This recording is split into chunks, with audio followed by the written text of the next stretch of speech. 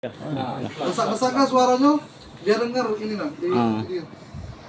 Surat pernyataan saya yang bertatangan di bawah ini, Pandu Saputra, 37 tahun, wira swasta, Jalan Lebak Murni, nomor 114 02 09 Kelurahan Sako, Kecamatan Sako, dengan ini menyatakan bahwa satu, saya bukan anggota PWI Persatuan Wali Songo Indonesia. Dua, saya tidak mengikuti kegiatan PWI. Tiga, saya akan mengurangi kegiatan di rumah, bahkan kegiatan tersebut bila mengganggu masyarakat. Empat, saya tidak akan memposting bertentangan dengan agama, merasakan umat baik di medsos atau maupun elektronik. Demikianlah surat pernyataan ini saya buat dengan sebenarnya. Kemudian hari saya tetap melakukan, saya siap diproseskan. Ayo lo, bikin video lagi. Permintaan maaf buat Ya, masyarakat. Aku berminta maaf atas postingan itu, aku bersalah. Kepada masyarakat Lagi saya dulu.